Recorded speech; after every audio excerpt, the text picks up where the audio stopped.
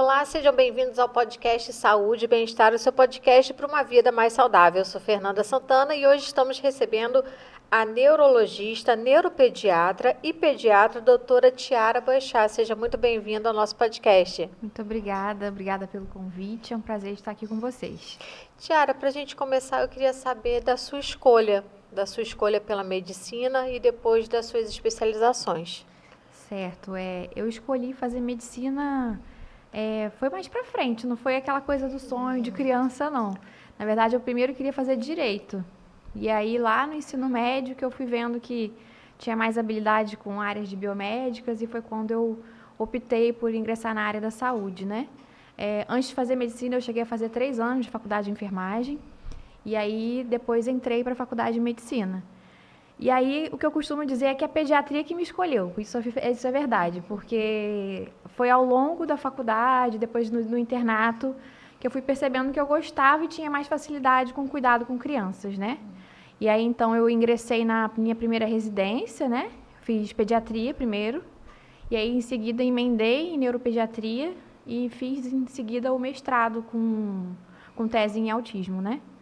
Associado a isso, sempre trabalhei também em neonatologia, então fiz prova de título, também sou neonatologista. E atuo hoje em dia só cuidando mesmo de crianças, né? De 0 a 16 anos. Doutora, dentro da neuropediatria, o que a gente tem hoje em dia de mais avançado dentro dessa área? Houve um desenvolvimento maior nos últimos anos, até com relação às crianças atípicas? Com certeza, né? A gente ainda tem muita coisa para evoluir, isso é inegável, mas já evoluímos bastante, principalmente no que tange a diagnóstico precoce, né? Dentro da neuropediatria, a gente trabalha com diversas patologias ou afecções do sistema nervoso central. Quando a gente fala em crianças atípicas, a gente está falando desde crianças que têm algum transtorno do neurodesenvolvimento, até mesmo crianças que têm condições ou doenças, sejam doenças genéticas, epilepsia. Então, assim, para cada área de atuação, existe uma tecnologia ou um avanço nesse sentido. É até difícil eu te especificar o que avançou, porque eu teria que te dizer o que avançou em cada patologia, né? Mas, assim, falando de uma forma geral, e como hoje em dia os transtornos do neurodesenvolvimento são o corpo mais denso da neuropediatria, a gente avançou muito em questão de diagnóstico precoce, principalmente. A gente tem diagnosticado as crianças cada vez mais cedo, e isso tem um impacto importantíssimo no prognóstico, que é a evolução daquela criança. Com relação a diagnóstico, hoje em dia, quais são as principais frentes com relação a exames e avaliações para poder diagnosticar? A gente está falando de qual transtorno em específico, porque para cada diagnóstico a gente lança a mão de exames complementares ou da... Por exemplo, com relação ao autismo. Sim, autismo diagnóstico ele é exclusivamente clínico.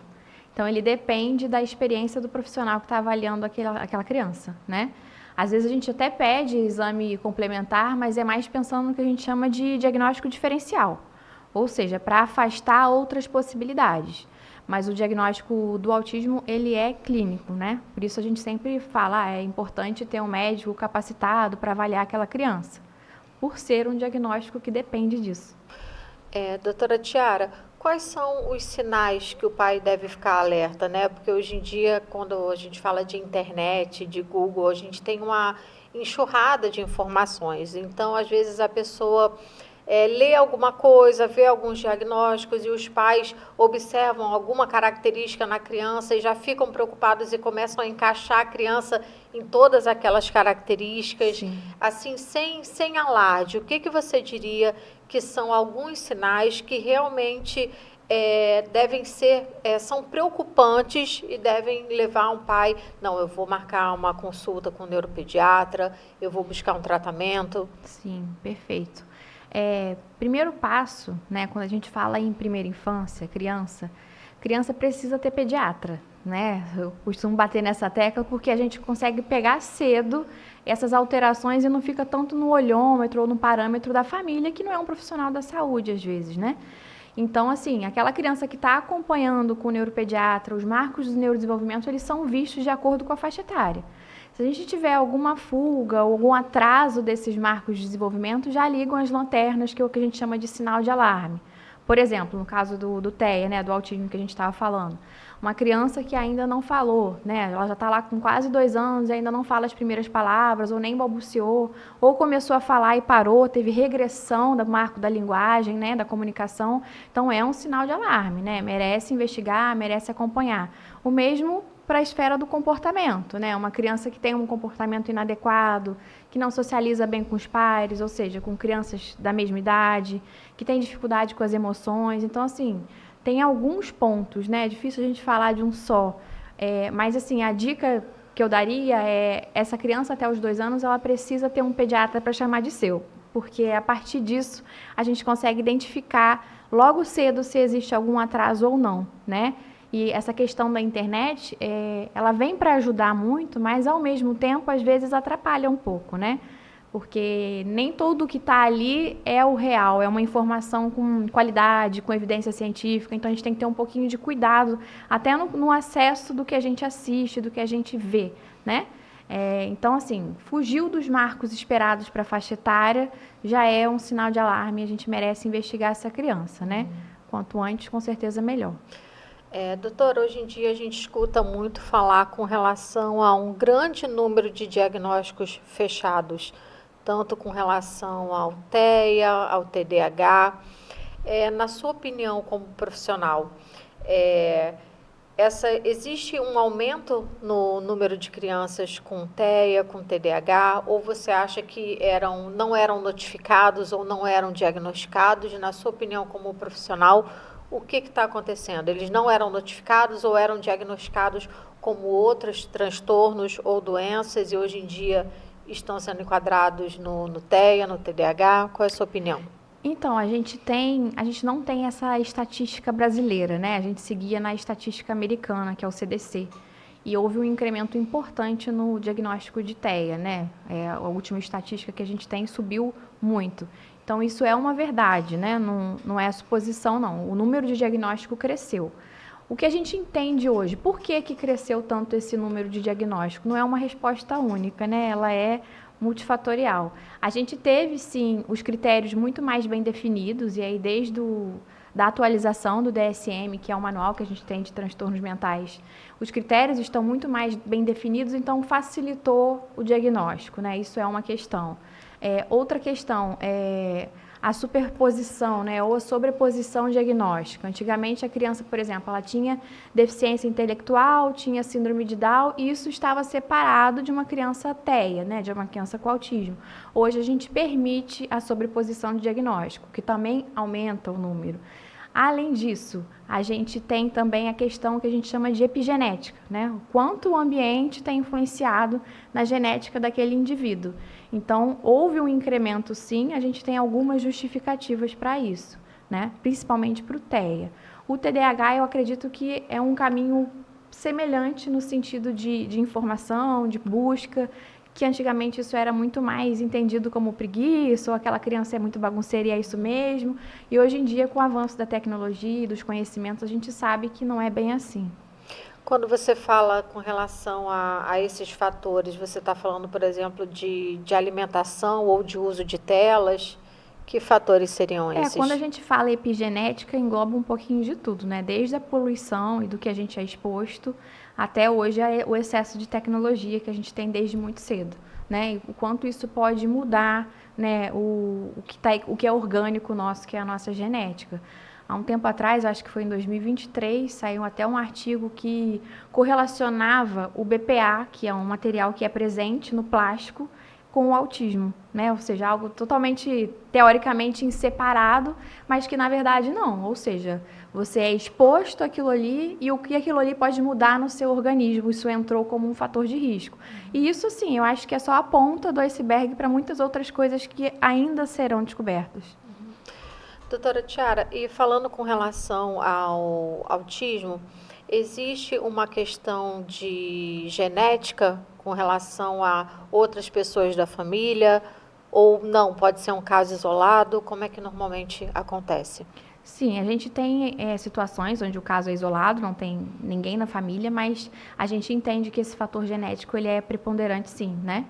25% das causas de autismo tem uma causa bem definida de cunho genético, ou seja, se a gente for lá pedir um exame mais detalhado da parte genética, a gente consegue identificar uma causa. Porém, 75%, que ainda é a maioria, tem uma origem que a gente chama de idiopática, ou seja, sem causa aparente. Mas sim, a genética é um fator de risco. E quando a gente fala com relação a meninos e meninas ou raça, tem diferença? Sim, é mais prevalente no sexo masculino, né? A relação é 1:4, né? Então é bem mais prevalente em meninos. Na raça a gente não vê tanta diferença, né? Na etnia, isso não. Mas sexo sim. Gênero, no caso, né? Quando a gente vê algumas matérias ou algumas divulgações, fala um pouco também com relação, também aquele paralelo com relação à síndrome de Down de gestações tardias. As gestações tardias também aumentam Sim, as chances? são fatores de risco que a gente chama, né? Não é a causa, mas ali o somatório de fator de risco torna aquela pessoa mais vulnerável, né, a ser autista. No caso, idade materna avançada, idade paterna avançada, poucas pessoas falam, mas tem até mais relação com idade paterna avançada. Algum histórico relacionado à mãe, um histórico prévio de alguma, né, se ela é autista ou se ela tem alguém na família com esse diagnóstico. Então, tudo isso é um somatório de fator de risco e aí aquela criança pode ter uma predisposição maior de ter autismo. Você falou sobre a importância do diagnóstico precoce. Mas no caso de crianças que não tiveram um diagnóstico precoce, com relação a tratamento, acompanhamento, tem como ainda auxiliar uma criança talvez de 7, 8, 9 anos que talvez por uma condição financeira ou social não teve esse tratamento ou realmente se perde se não se começa quando está menor? Não, com certeza. Nunca é tarde para a gente começar e para a gente diagnosticar. Às vezes no consultório acontece de eu receber criança com 10, já receber adolescente recebendo o diagnóstico, né? O que acontece é que muitas das vezes essas crianças elas começam a apresentar comorbidades, né? Uma criança que até então não era para ter ansiedade, tem ansiedade também, por exemplo, ou depressão, ou outros transtornos psiquiátricos. Então, assim, sempre é possível. A gente bate nessa tecla do quanto antes melhor, porque quanto antes a gente conseguir intervir nessa criança, a chance dela chegar aí na idade escolar e na idade, né, da adolescência com menos sintomas, né, com mais qualidade de vida, é melhor. Mas se for diagnosticado mais tarde, a gente vai começar a trabalhar a partir daquele ponto. Doutora Tiara, e com relação a medicamentos? Como que hoje essa área farmacêutica, né, essa área de medicamentos está com relação a soluções, a pesquisa e inovação para medicamentos diretamente relacionados a crianças com TEA? Então, para crianças com TEA, a gente entende que a medicação ela não vai tratar e trazer cura para aquele transtorno, né? A medicação ela trata os sintomas. Então, a escolha ela tem que ser individualizada, né? É o que eu sempre falo. O grupo de crianças com TEA ele é muito heterogêneo. O que eu quero dizer com isso? Tem o mesmo diagnóstico, mas às vezes os sintomas são totalmente diferentes, né? Às vezes é até do mesmo nível, mas os sintomas são diferentes. Então, a escolha da medicação ela precisa ser individualizada, né? A gente tem alguns avanços nesse sentido de estudos, mas a gente não tem um arsenal gigante de medicação para usar no TEA, né? A gente usa ainda muito antipsicótico, às vezes usa clonidina, em alguns casos selecionados a gente pode usar o CBD, que é o canabidiol. Então, assim, a escolha ela depende muito do sintoma daquela criança, se ela tem alguma comorbidade, porque não é incomum também da comorbidade ser mais sintomática do que o TEA, né? Às vezes acontece. Por exemplo, você encontra uma criança que é TEA nível 1 e que tem depressão. Eu vou fomentar primeiro um tratamento para essa depressão, às vezes, para depois a gente ver o que tem também de tratamento medicamentoso para o TEA. Então, a escolha ela precisa ser bem singular nesse sentido. Não é igual para todo mundo, mesmo que tenha o mesmo diagnóstico. Eu queria que você falasse um pouco com relação à questão do canabidiol, que a gente vê, por exemplo, pais relatando que tem a dificuldade de comprar, a questão de dosagem, de que forma que eles podem fazer esse acompanhamento da forma certa. E comprar também da forma certa, tendo confiança no que estão adquirindo. O CBD, ele é colocado pra gente aí até pela FDA, que é um órgão americano, e a gente tem a Anvisa, como tratamento pro TEA, mas ele não é tratamento de primeira opção. Primeira opção para o CBD em crianças é epilepsia, e geralmente epilepsias de origem genética muito bem definidas, como, por exemplo, epilepsia de Dravet. Mas a gente usa no TEA para os casos que são geralmente refratários, ou seja, aquela criança que tentou outras medicações e ainda assim não respondeu, a gente está autorizado a usar nessas crianças. Eu costumo dizer que precisa estar bem orientado pelo médico para usar, porque não é o óleo, não é o que vem, né? Às vezes, consegui uma amostra que veio lá do sul, um óleo. Não. O CBD ele tem que ser livre em algumas vezes de alguns compostos, né? Porque tem o CBD que é puro e tem o CBD que é combinado. Até nessa escolha a gente tem que entender se aquela criança pode usar o combinado ou não, depende da faixa etária, por exemplo. Porque senão, ao invés de a gente melhorar o sintoma, a gente pode piorar. Então, a escolha depende, além do sintoma, da faixa etária, e aí sim a gente escolhe dose dependendo do peso daquela criança, né? Então, a gente está autorizado a usar? Sim, mas não é uma medicação que a gente vê muitas vezes na internet, assim, milagrosa, né? E de que é uma primeira opção para o TEA. Não. O que a gente tem de evidência e de estudo é que ela não é uma droga de primeira linha, que a gente chama. Doutora Tiara, quando a gente fala com relação ao autismo, a gente fala também de toda uma família envolvida, né, naquele processo, naquele tratamento. A gente fala também muito com relação à sobrecarga das mães, a rotina das mães que se torna muito pesada com relação a esse cuidado. Eu queria saber como que é o seu convívio, como é a sua relação com esses pais, com essas mães no consultório, no tratamento, que eu acredito que tenha um peso a mais do que talvez uma simples consulta de uma criança ao pediatra. Tem toda uma parte emocional também ali envolvida. Com certeza. Eu costumo dizer que o neuropediatra ele não cuida só da criança, ele tem que cuidar da família. Porque muitas das vezes essa família chega também adoecida, né? Desde lá de trás, por uma expectativa de como vai ser meu filho, do que ele vai ter de dificuldade, do que ele vai poder desenvolver, até mesmo uma sobrecarga, né? Uma sobrecarga de trabalho associado aos cuidados da criança, tem que levar na terapia, tem que levar na escola, tem que trabalhar também. Então, assim, eu vejo muito essas mães chegarem em fadiga. Eu digo mães porque, assim, os pais também, mas majoritariamente o cuidado materno. Foi até uma das partes da tese do meu mestrado e a gente viu isso, que a sobrecarga materna é maior, inclusive está mais associado a essas mulheres ansiedade e depressão. Então, sim, a gente tem que ter esse olhar diferenciado para essas mães e em determinados momentos eu falo também com elas, eu falo, olha, quem está precisando mais de cuidado agora é você. E se você não estiver bem, se o cuidador não estiver bem, como é que você vai cuidar de outra pessoa, né?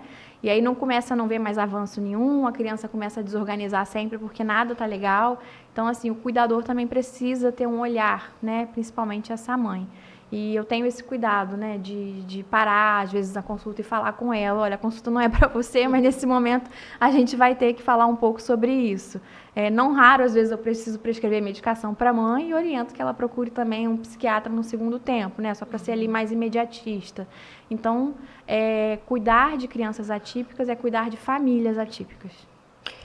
Doutora, eu queria que você falasse um pouco da sua opinião com relação à sociedade, à cidade, ao mundo, de que forma que você acha que a sociedade pode e deve se preparar, porque a gente está falando hoje de crianças. Certo. E amanhã a gente vai estar falando de adultos. Na sua opinião profissional, de que forma que o mundo deve se preparar e tem que se preparar, porque amanhã eles serão jovens e eles serão adultos. Qual você vê um caminho como profissional para a gente ter uma sociedade inclusiva? Eu acho que nesse sentido a gente ainda está um pouco empobrecido de políticas públicas, né? Porque é o que você falou, a gente hoje tem um arsenal maior de crianças, mas eles estão crescendo, né? Serão os adultos aí daqui a alguns anos. E aí, como vai ser, né? A gente hoje, se eu tivesse que olhar, se fosse para hoje, a gente não está pronto para isso ainda, né? Então, a gente precisa correr nesse sentido. Ao meu ver, né, o que poderia ajudar? A gente vê hoje alguns centros de reabilitação, mas ainda é um N muito menor do que o N de pessoas diagnosticadas. Então, assim, isso precisaria ser um pouco mais abrangente. Essas pessoas precisam ter mais acesso às intervenções e aos tratamentos. É igual você falou, às vezes aquela criança recebe um diagnóstico tardio. Não só o diagnóstico, às vezes ela recebe a intervenção de forma tardia. Então, isso tinha que ser de uma forma mais abrangente, né? A gente precisaria de mais espaços atendendo essas crianças. Além disso, educação, que também é a base de tudo, né? Então, assim, eu acho que na escola isso já poderia ser mais ensinado, essas crianças deveriam ter uma inclusão mais realista e não tanto no papel, porque a gente vê uma coisa é diferente da outra, para que no futuro a gente tenha uma sociedade mais preparada para receber essas pessoas, tanto no mercado de trabalho, quanto se não tiver condições, então, para que elas tenham os benefícios para continuar vivendo com qualidade de vida. Você falou com relação à questão da escola, a gente tem, por exemplo, falando de uma realidade local, que quando a gente tem conversado, a gente tem visto, por exemplo, famílias que estão encontrando algum tipo de apoio, por exemplo, só nas escolas do município, porque existe um profissional que vai acompanhar. Sim. E, por outro lado, esses mesmos pais que quando tentam esse apoio numa escola particular, simplesmente não têm, ou que as escolas particulares têm se colocado como até avessas a receberem essas crianças. Isso é um preconceito, né? Eu acho que isso tem que ser modificado. Essas crianças, elas têm o direito de estar na rede pública, na rede privada, né? Como qualquer outra criança. Agora, ela precisa, de fato, de meios que a incluam, não que a excluam. E a mediação, que é o que você comentou do professor de apoio ou professor mediador, em muitos dos casos ele se faz necessário, independente se essa criança está no ensino privado ou público, né? Dependendo do grau de suporte dessa criança, ela vai precisar daquele mediador em tempo integral, um mediador individual, também não é um mediador para ela e para mais 4, né? Senão também já não funciona tão bem. Então, isso é mais um ponto marcante de que a gente ainda não está preparado, né? Que a gente precisa correr mais atrás nesse sentido, de estar mais apto para receber essas crianças. E eu queria te perguntar, você é da rede privada, mas eu queria te perguntar sobre o que você tem visto com relação ao SUS. Se o SUS está preparado, se você acha que o SUS consegue atender essa demanda, o que você tem visto com relação à saúde pública no suporte para essas crianças? Sim, eu trabalho nas duas redes, né? Eu trabalho no SUS e trabalho na rede privada. No SUS, atualmente, eu exerço só a parte de neonatologia, né? Mas eu já trabalhei no SUS em neuropediatria também por 5 anos, né? Quando eu morava em Niterói. E, infelizmente, o SUS ele ainda não tem braço para receber todas essas crianças. A verdade é essa, né? A gente não tem terapia multidisciplinar suficiente para o número de crianças diagnosticadas, né? E volto a dizer o que eu comentei inicialmente. É necessário que mais espaços sejam abertos, mais profissionais para poder atender a demanda que a gente tem, já que, como a gente falou no início, o número de diagnóstico cresceu. Sim, o número de diagnóstico cresceu, mas o número de clínicas públicas não cresceu na mesma proporção, né? E nem especialistas, infelizmente. Doutora Tiara, queria que você falasse um pouco sobre os profissionais que, junto com o neuropediatra, atuam no cuidado dessa criança, da importância, psicólogo, fono, terapeuta ocupacional. Queria que você falasse um pouco da sua relação como neuropediatra com esses outros profissionais no desenvolvimento. Perfeito. Assim, a gente tem que fazer um trabalho em equipe, né? Quando a gente diz multidisciplinar, eu me incluo dentro desse multi, eu faço parte dessa equipe, né? E aí, os profissionais que aquela criança vai precisar vai depender dos sintomas que ela tem. Igual, não é uma receita de bolo. Todo mundo vai precisar de psicólogo, de fono, de terapeuta ocupacional. Não é todo mundo. Depende das áreas de fragilidade daquela criança, né? Por exemplo, igual a gente falou aqui, uma criança com atraso de linguagem. Fica claro que essa criança precisa de um trabalho com a fono, né? E aí a fono vai estar trabalhando junto comigo. Em alguns casos a gente vai precisar do trabalho da psicóloga, na maioria dos casos, porque tem desajuste comportamental. Em relação à terapia ocupacional, vai depender dos sintomas que envolvem principalmente o que a gente chama de integração sensorial, né? Ou as distorções sensoriais, aquelas crianças, por exemplo, que têm dificuldade em ficar em lugares que tem muito barulho, que tem uma hipersensibilidade auditiva, ou que tem uma seletividade alimentar, né? Depende dos sentidos que ela tem de alterado, a gente também pode pedir, né, um terapeuta ocupacional. Isso é uma das áreas de abrangência, né? Em alguns casos, a gente vai precisar de um psicomotricista também. Muitas dessas crianças têm também hipotonia, talvez uma fisioterapia motora. Se ele tiver mais para frente, já na área escolar, no ciclo alfabetizatório, talvez ele precise também de um psicopedagogo. Então, assim, a musicoterapia, que agora também é um divisor, né, que hoje é até liberado, né, pelo rol do ANS também para a rede de pacientes que têm plano de saúde e já foi reconhecida, né, como uma terapia importante. Então, todas essas áreas, elas precisam caminhar juntas. Claro que não necessariamente o mesmo paciente vai precisar de todas, vai depender da demanda deles. E a nossa ideia, e aí eu estou sempre em contato com esses terapeutas, seja em forma de telefone, seja em forma de pedir relatório, porque eu preciso da visão de cada um. Assim como na consulta eu tenho a visão dos pais, eu preciso da visão dos terapeutas que estão com ele, eu preciso da visão da escola que está com ele, porque só o especialista sozinho não tem como caminhar. Doutora Tiara, agora eu queria que a gente conversasse um pouco sobre o TDAH, que também é outro assunto que a gente tem escutado muito falar, né, com relação ao acompanhamento dessas crianças. Eu queria que você falasse, a gente começasse falando dos sintomas, dos sinais, dos alertas que os pais podem ter com relação a isso. Com relação ao TDAH, queria que você começasse explicando o que é o TDAH. Perfeito. O TDAH, a gente usa essa sigla, né, significa transtorno de déficit de atenção e hiperatividade. Embora seja TDAH, nem sempre se manifesta de forma mista. Nem sempre a criança é desatenta e hiperativa. Ela pode ter só um predomínio desatento, né? A gente chama às vezes de TDA, que é a marca da criança que não tem a hiperatividade. Geralmente são crianças que a gente fecha o diagnóstico um pouquinho mais tarde, não é tão precoce, lá por volta, né, de 2 anos ou antes, igual no TEA, porque a gente precisa entender também que alguns comportamentos são relativos à faixa etária, né? Um pré-escolar, por exemplo, uma criança com menos de 6 anos, é uma criança mais agitada, é uma criança que apronta, é uma criança que mexe em tudo, e ela não é hiperativa, ela é uma criança pré-escolar, né? Agora, a gente precisa entender se além dessa agitação, isso está aumentando, né? Está fora do esperado para aquela faixa etária. Além disso, ela tem sintomas que trazem prejuízo, né? É o que eu costumo dizer sempre. Para ser transtorno, tem que trazer prejuízo, né? Senão a gente nem considera que é um transtorno.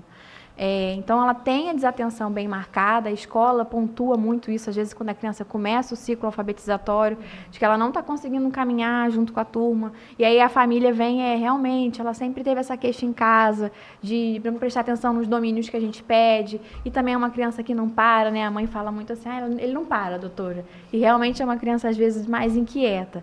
Então, os sintomas, eles podem até ser menos evidentes enquanto a criança é mais jovem, mas a gente vai observar isso com mais clareza conforme ele vai crescendo e conforme a demanda vai aumentando e ele não consegue suprir aquela demanda, né?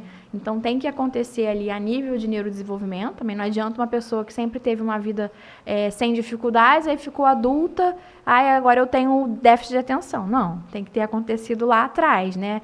Essa é uma marca também do TDAH, né? De ter tido início na infância. E aí, a partir desse momento, a gente começa a investigação, né? Investiga junto com a família, junto com a escola. Às vezes a gente também precisa, às vezes quase sempre, dos terapeutas ao nosso lado para poder destrinchar melhor esse comportamento. Que, como eu falei no início, também é um diagnóstico clínico. Se ele é clínico, ele depende da análise comportamental. Então, a gente precisa ser criterioso para avaliar aquilo ali, senão, de fato, tudo viraria TDAH, e não é bem assim. E o TDAH, ele também tem o seu tratamento com medicamentos ou só a terapia resolve? Aí, no caso do TDAH, a gente tem já uma marca mais importante, né? O tratamento que a gente chama de padrão ouro, né? Que seria a primeira linha, é o tratamento que muitas das vezes engloba a medicação e a terapia. Porque a gente entende que nas crianças que têm TDAH, a gente tem como se fosse uma disfunção dos receptores de dopamina no córtex pré-frontal, então aquilo não está atuando da maneira que deveria. Então, geralmente essas pessoas precisam de medicação. Aí já não é mais tão selecionado no sentido de a maioria não precisar, é o contrário. A maioria precisa para ter uma qualidade de vida e para ter essa parte de atenção com menos queixa. E no caso a criança precisa tomar essa medicação para o resto da vida ou é um tratamento temporário? Depende, porque quando a gente fala de transtorno do neurodesenvolvimento, alguns deles a gente entende como crônico, né? No caso do TDAH, a gente sabe hoje que cerca de 40% dessas pessoas automatizam e melhoram na vida adulta. Então, assim, não necessariamente ele vai precisar. Mas 60%, que ainda é um número grande, vai ter TDAH para a vida inteira. Então, assim, quando a gente começa a medicação, isso que você me perguntou é uma pergunta muito comum no consultório. Eu sempre explico isso para os pais e eu falo, olha, eu não sei hoje qual o curso do TDAH do seu filho. A gente vai ter que acompanhar para saber se vai ser algo a médio prazo e não vai precisar futuramente ou se vai precisar até na vida adulta ou para a vida inteira, diríamos assim. Com relação às estratégias, na sua opinião, do ambiente escolar, como você falou, com relação ao desenvolvimento e o aprendizado, onde a criança pode ali começar a dar alguns alertas do TDAH. Qual é a melhor forma da escola lidar com essa criança e dar esse apoio? O que a gente geralmente vê é a escola, ela orienta os pais que procurem um médico para poder ver se realmente se trata de um transtorno e para que comece a parte investigativa. E aí, a partir do momento que aquela criança fecha o diagnóstico de TDAH, a gente já orienta a escola que faça um PEI, um plano educacional individualizado, ou que minimamente faça algumas estratégias de mudança, mudança muitas das vezes não em conteúdo, mas em forma que vai ser aplicado aquilo ali, Por exemplo, estratégias básicas, centrar a criança mais na frente, quando for fazer prova, de repente colocar ela num grupo menor, enunciados mais curtos, com letras maiores, mais pistas visuais. Isso são medidas mais básicas, que geralmente o orientador pedagógico da escola que faz essa parte. A gente orienta quanto, realmente é um TDAH e precisa de ser mudado. E a partir daí a escola faz essas atualizações. Falando agora com relação ao TDAH, voltando na questão do uso de tela. A gente já recebeu aqui também outros profissionais, por exemplo, o oftalmologista, que falou da questão nociva da tela para a visão da criança, como de fato é algo que causa a miopia na criança. Eu queria saber, existe essa certeza de que as telas realmente elas potencializam esses sintomas ou elas causam? A gente tem escutado muita informação com relação a isso. Na sua opinião, realmente as telas podem causar ou potencializar esses sintomas e esses transtornos nas crianças? O que a gente tem de evidência científica hoje é que as telas elas podem potencializar os sintomas, A gente não entende ela como causa, a única causa é porque aquela criança foi exposta. Não, porque existe toda aquela história que eu te falei, multifatorial lá de trás. Mas ela pode, com certeza, potencializar o sintoma. Alguns artigos mostram pra gente que diminui o número de palavras aprendidas, diminui o interesse pela socialização e aumenta muito a irritabilidade, São 3 principais pontos, mas tem outros citados. E aí, quando a gente traz isso para um cenário de uma criança atípica, por exemplo, uma criança autista, e aí ele já, às vezes, tem já um atraso de linguagem. E aí a gente ainda expõe ele à tela, que atrapalha a linguagem, atrapalha a socialização e traz irritabilidade numa criança que já tem alteração comportamental. Então, potencializa e muito, os sintomas. Eu já recebi no consultório algumas vezes crianças muito novinhas, que os pais foram preocupados se tinha alguma questão relacionada a algum transtorno ou se era para já começar a medicação, E é quando a gente vai ver aquela criança com menos de 2 anos exposta excessivamente ao eletrônico. E aí a minha orientação sempre primeiro a gente zera, porque até 2 anos a recomendação é 0 tela. Eu sei que não é fácil não, gente, eu tenho uma filha com quase 2 anos, não é nada fácil, mas é possível, Então, assim, a gente zera e às vezes quando a gente zera, depois de 1 mês, aquela criança já é outra criança. né? Opa, mas foi até ela que causou? Não, porque ela não causa o transtorno, mas ela pode causar sintoma, né? Então, eu bato muito nessa tecla também. Hoje em dia, assim, de 100% das minhas consultas, 98% eu tenho que parar um tempo para falar sobre tela, que é o nosso vilão aí invisível, né? E, doutora Tiara, agora indo para a questão da ansiedade, né? Que a ansiedade é um assunto que a gente começou a falar muito, mas primeiro a gente começou a falar muito, por exemplo, pessoas no mercado de trabalho com ansiedade, muito com relação a adolescentes ou mulheres adultas com ansiedade, passando mal. E, de repente, a gente começou a falar de ansiedade Infantil, né? infantil, que assustou, né? Peraí, porque a gente ligava muito a questão da ansiedade, da sobrecarga de trabalho, rotina, cobranças. E a gente fala, peraí, as crianças também, eu queria que você falasse um pouco sobre essa ansiedade nas crianças e qual pode ser a causa desse aumento na ansiedade nas crianças. O número de diagnóstico de ansiedade também aumentou, né? A gente tem um aumento justificado pelo que a gente está conversando aqui, que seria como comorbidade aos transtornos do neurodesenvolvimento, e se subir o número de diagnóstico nesse sentido, a comorbidade também sobe. Mas a gente tem também a sobrecarga infantil, né? Hoje em dia, as crianças elas são muito mais cobradas no sentido de estarem prontas para esse mercado de trabalho que cada vez está mais próximo. E eu digo crianças principalmente em idade escolar, né? Elas já fazem simulados, já tem aula integral, e aí também tem o jiu-jitsu, e tem o inglês, e tem o balé. Então, assim, são muitas funções. Não estou falando que é ruim a criança ser estimulada, não. Mas, às vezes, o nível de cobrança que a gente faz, a gente pode estar sobrecarregando aquela criança, né? Porque a gente aumenta uma competição muito cedo para uma criança que não está preparada ainda. Além disso, o nosso vilão aí, que são as telas. São crianças que estão extremamente expostas a isso. A gente também sabe que tem uma associação com a ansiedade, porque é aquilo ali, né? Você vê um mundo virtual, eles acreditam que aquilo é real, que aquilo que aquela pessoa está vivendo é real, eles querem aquilo também, quer aquilo que o amigo tem, e não está acostumado a lidar com frustração, né? E aí vem frustração, aí começa a desenvolver a ansiedade. Então, mais uma vez, acaba que são transtornos diferentes, mas a tela, ela, infelizmente, né, a tecnologia, nesse caso, usada a nosso desfavor, ela é um prejuízo, pode ser um prejuízo para todos esses transtornos que a gente falou.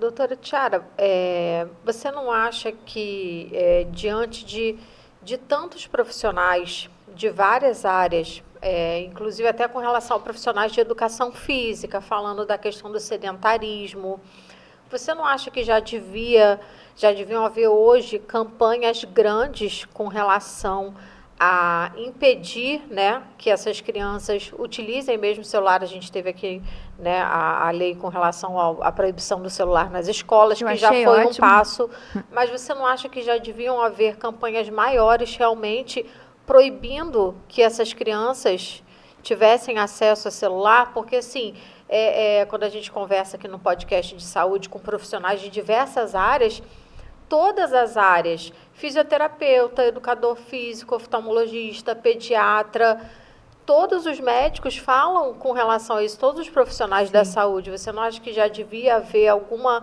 regulação com relação a isso, proibindo realmente que crianças até tal idade não usem o celular? Com certeza, né? Eu acho que a medicina preventiva, ela ajuda muito mais do que depois a medicina que a gente precisa já correr atrás quando existe um diagnóstico ou quando existe um problema, né? A gente tem as recomendações pela SBP, pela Sociedade Brasileira de Pediatria, que também a Sociedade de Neurologia Infantil endossa, que é a respeito da quantidade de carga horária de acordo com cada faixa etária. Né? Por exemplo, igual eu falei, até os 2 anos seria 0, e depois a gente vai liberando com moderação, e é com moderação mesmo. Mas isso eu acho também que é pouco dissipado, né? É pouco dissipado e menos ainda cumprido, né? A gente às vezes escuta, mas quando eu era criança também fazia isso e nunca morreu, né? Mas isso também não é uma verdade, porque o acesso que a gente tinha à tecnologia há 20 anos atrás está muito longe do que é hoje, né? A gente às vezes ganhou o primeiro celular lá, às vezes, sei lá, né? Nem tinha internet. E hoje Sim. uma criança, você vê uma criança às vezes de 3 anos já com tablet, vai almoçar com os pais e não tem mais aquela coisa da comunhão da família. Tá ele ali com o telefone, os pais com outro. Então, assim, eu acho que sim, precisa ter, além de medidas de questão de medicina preventiva, de isso chegar mais na casa dessas famílias, porque as famílias precisam se conscientizar, porque também não adianta o governo ou órgão de saúde falar, você tem que fazer isso. Se você, pai ou mãe, não se conscientizou de que isso está trazendo prejuízo, você não vai fazer. Então, assim, é necessário haver mais campanhas de conscientização nesse sentido, com toda certeza, na minha opinião. Você falou agora com relação ao papel dos pais. Eu queria que você falasse um pouco do papel dos pais no tratamento e no acompanhamento em todas essas, no TDAH, na questão do autismo, da ansiedade. Eu queria que você falasse um pouco do papel dos pais nesse tratamento e nesse acompanhamento. Sim, o papel dos pais, ele é o principal papel nesse primeiro momento, né? Porque como são crianças, elas não têm autonomia de decidir o que vai fazer em sentido de conduta, se vai seguir ou não. Então, quem tem essa autonomia são os responsáveis. E aí, assim, em primeiro ponto, é necessário que esses pais, eles aceitem esse diagnóstico, né? Tem as fases ali, né, de aceitação, às vezes de negação. Então, assim, primeiro eles precisam aceitar e entender. A partir desse momento que eles entendem, é importantíssimo que eles vistam a camisa e façam as necessidades de intervenção, façam seguimento. Porque aquela criança, ela é dependente dessa pessoa, né? Desse pai, dessa mãe. Ela ainda não tem poder de escolha, de livre-arbítrio, nem tem maturidade para isso. Então, assim, a família é o ponto principal nesse primeiro e no início do tratamento. No início e no meio, né? Porque é só depois, quando a criança virar um adolescente, tiver maior, que ele já vai ter um poder maior de escolha. Mas é fundamental a presença da família, né? E aí a gente vê também, às vezes, muito esse núcleo familiar, não só fragilizado, mas quebrado. Às vezes é só um pai, às vezes é só uma mãe. E aí a sobrecarga fica ainda maior, né?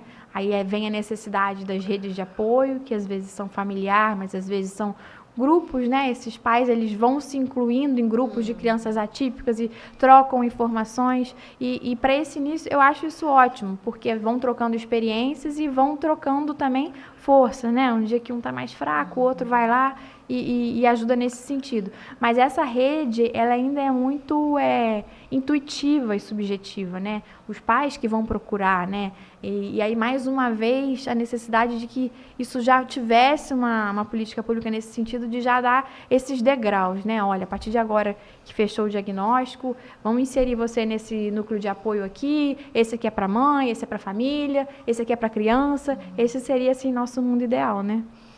E falando com relação a essa questão do papel dos pais, dentro da sua experiência profissional, no seu consultório, a gente sabe que tem os níveis de suporte.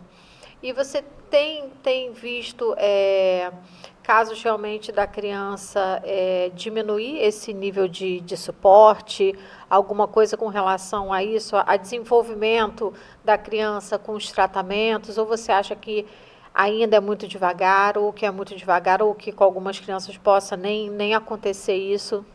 Então, é importante falar sobre isso, né? Eu vejo sim, com muita felicidade, inclusive, né? Algumas das minhas crianças já foram nível 2, hoje são nível 1. É claro que o inverso também pode acontecer, né? Uma criança, por exemplo, que é nível 2 e que não está fazendo tratamento nenhum, aí ela pode agravar e se tornar um nível 3 de suporte. Mas é possível a gente minimizar, sim. E é por isso que eu sempre bato nessa tecla de intervenção, tem que fazer, exige muita resiliência dos pais, mas é importantíssimo. A gente hoje eu tenho alguns pais, né, que eles chegam e falam, mas todo mundo fala que ele não tem nada. Eu falei assim, que ótimo.